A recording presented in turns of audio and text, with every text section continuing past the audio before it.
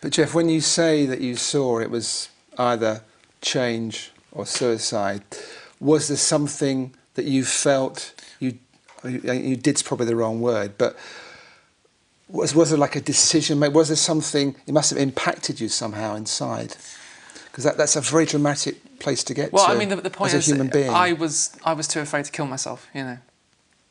So you had no choice. Really? I had no option. I had no option. Yeah. It's a terrible situation to be in. Yeah. But, you know, in hindsight, thank God it happened, you know, thank God. And then when you reached that point, did something significant happen fairly quickly, or was it another period of time, or...?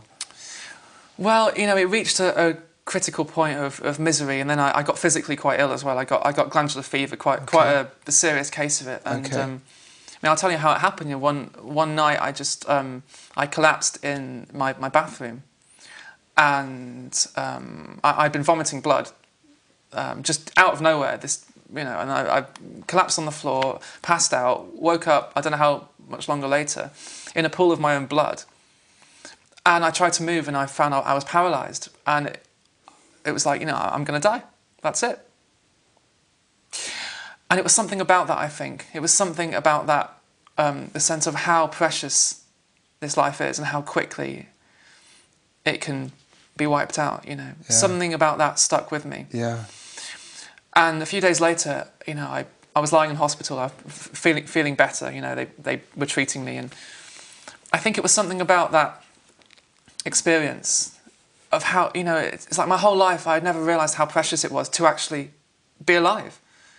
I'd just taken it for granted, you know, that the simplicity of the fact that I'm alive at all was just ignored, you know, in my search to be someone, in my misery. It was like, so it was something about that experience that, you know, it's like that taste of death and how close it was and how easily all this can fall away. It's like something about the impermanence of what we take to be our lives. Because this illness, it came out of nowhere. It just came out of nowhere, and that was, at the time, that was terrifying. You know how easily it can be taken away. And a few days later, I was lying in my hospital bed, and you know, my whole life I had been a committed atheist. You know, the word spirituality, it meant nothing to me. You know, it meant witches and goblins and ghouls or something. I didn't know. You know, that's what the word spirituality meant. Religions were, you know, it was all ridiculous to me.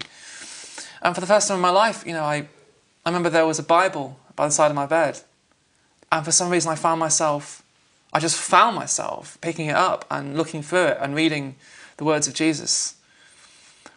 And for the first time in my life, it wasn't just a bunch of words, it wasn't just some man-made nonsense, you know. There was something in it. There was a resonance there was something about eternal life, something about the preciousness of this, something about something beyond us. I didn't know at the time. I didn't know. But the point is, there was no choice in that. And that's where it all began. That's where the seeking began. It was to find this, whatever it was. Right. This resonance, but to find it out there.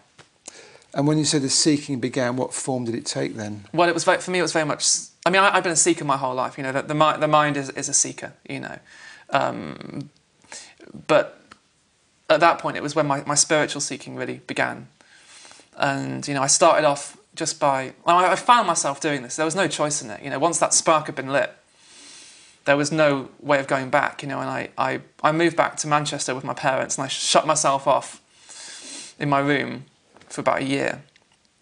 And it started off with... well, that's quite extreme in itself, almost shutting yourself off for a year. I was a very extreme person, yeah. Well, you know, I was blessed or cursed, I don't know, you know, with a very strong intellect. I was very clever. So once I got my hands on something, I had to tear it apart, you know. I had to go right into it. That was my nature. So once that fire began, it was, you know, it was very, very intense. It was like a fire that started to burn, and, you know, I couldn't put it out. And I started off with very basic books on Buddhism, Christianity, on books on very basic stuff, and then books on meditation, on self-inquiry. I mean everything, just everything, and I mean everything. You know, I tried everything. And when you say you tried it, you would like do a certain meditation technique for a time, a certain religion for a time, yeah. And there were, I started to have all sorts of spiritual experiences. You know, glimpses of oneness, falling away of the self, just intense compassion, breaking down, crying for hours at the beauty of the world, And there were times of great despair as well, seeing the impermanence of everything, seeing that I wasn't there, seeing that, in a sense, the whole thing was futile. So it was it was a very tumultuous time, it was a very dramatic time, and there was old beliefs started to fall away that I'd had for lifetimes, when I started to see that I wasn't who I thought I was. And did you feel basically positive about what was happening, or did it scare you? Or well, I can't say I felt positive about it. It wasn't particularly pleasant, actually. It was at the start. It was all very exciting, and it actually got quite nasty towards the end because the seeking became so intense. But also, I knew I couldn't give it up. You see, I knew I couldn't give it up. Yeah, I knew that. So when you say it got intense, you would do more extreme things like meditate for longer, or it was just in a sense of how much I'd shut myself off from basic ordinary life, an ordinary human like a relationship. ground in a way. Yeah. And I mean, to be honest, I don't remember a lot about those times because so much happened and so much fell away, and I went through all sorts of state. I became a militant vegan at one point. I was just exploring this, exploring everything, looking for the answers, because I realised the answers couldn't be found in the way I'd been living my life, and they couldn't be found in having a nice job and finding a nice girl to marry, or it couldn't be found in the ways that I thought it could be found. It was a clear seeing of that, and it did reach a point of such intensity. I became, my whole identity was now I was a spiritual seeker. That was me. So I changed my old identity, for a new identity. Yeah. What I couldn't see then, it was just as much of an identity as ever. The spiritual seeker. I'm the spiritual seeker. It's still an identity. It's still something to cling to. But it had opened your world. Yeah. Somehow, given you new possible horizons. I say you as an individual, but there was a movement there somehow. Yeah, it had opened so much up, and yet there was still very much the sense of being an individual who was looking for something. I understand that. That was still there, very much. Yeah. Probably heavier than ever, actually. At least I wasn't so miserable anymore. But I was kind of miserable in a different way because I hadn't reached enlightenment yet. I hadn't awakened yet. You were very driven. Very. Yeah. Yeah. And that's why, people who come to my meetings these days and they ask me questions, like, I've asked all these questions already. I've done everything. I've done this seeking thing.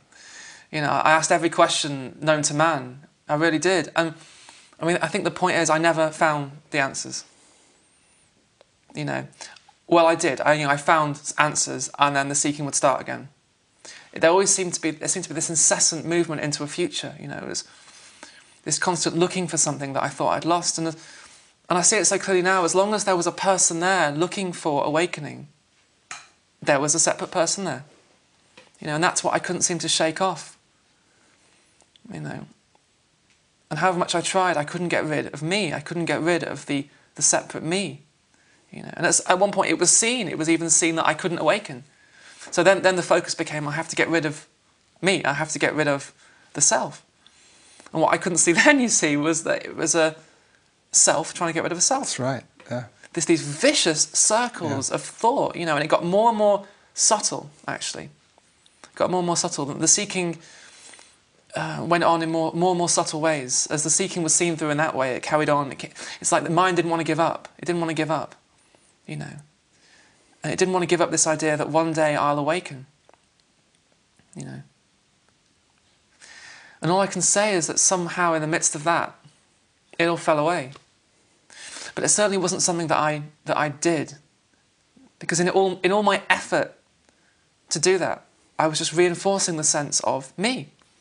I'm a separate person. But if you hadn't done it, would it have fallen away? I guess we don't know. Well, you see, this is the question, isn't it? It's the central question. What was seen so clearly was that it was already here. It was already complete. Yeah. The awakening, whatever you want to call it, oneness that I was looking for was already here. But you see, it wasn't something that I could have. It can't be possessed. It can't be grasped. And it's actually the grasping, the attempt to grasp it,